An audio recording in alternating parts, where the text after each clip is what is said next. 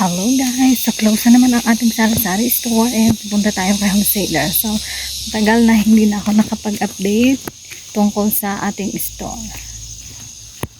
So may masasalubong akong sasakyan. So ayan, hindi ko na naman alam kung magkano ang babayaran ko kasi wala si wholesaler at yung anak lang ang naiwan, pero at least may nakuha tayong mga products. So ang nagmahal lang dito is itong tabako. Mahal na po ang ano nito. So 30 pesos na ang isang dahon. Tapos itong kape, nagmahal na rin kay wholesaler to.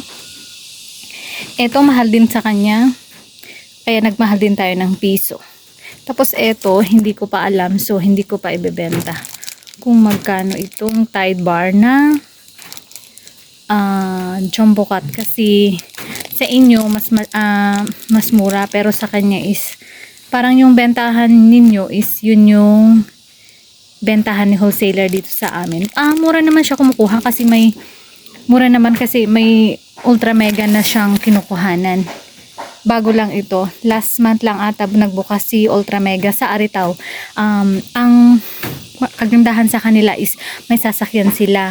Alam ko naman yung pwesto ni Ultra Mega sa Aritaw, kaso wala akong sasakyan at mas mahal po ang pamasahe kaya hindi ako kumukuha. And pwede siguro pag malaki ang puhunan is mag-arkila ng sasakyan. Di ba pwede na yun? Tapos kumuha tayo ng mga sabon-sabon na long bar, 5. Tapos 3 jumbo cut na Tide.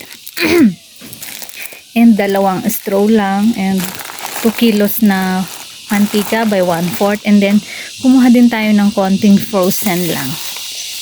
So medyo mabigat kaya konti na lang yung ating binili. 2 kilong hotdog and 1 kilo na kikiam. Yun lang. Tapos 3 kilo na harina. With baking to, pero may utang pa si wholesaler na isang baking nito.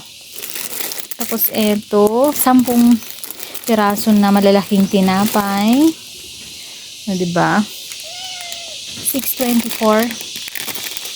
Tapos eto na lang yung ating paninda. O diba? 10 pirasong Lucky Me Pansit Canton din. Diba guys? So meron pa ba akong nakuha? So wala na. Yun lang. Malamang is hindi ko alam kung magkano to. Basta nag-iwan lang ako kay wholesale doon sa anak ng 3,000.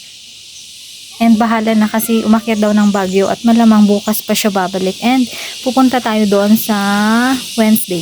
Ay, hindi Tuesday today. So, Thursday po. Para makita agad natin kung may utang pa tayo doon. Di ba guys? Yun lang.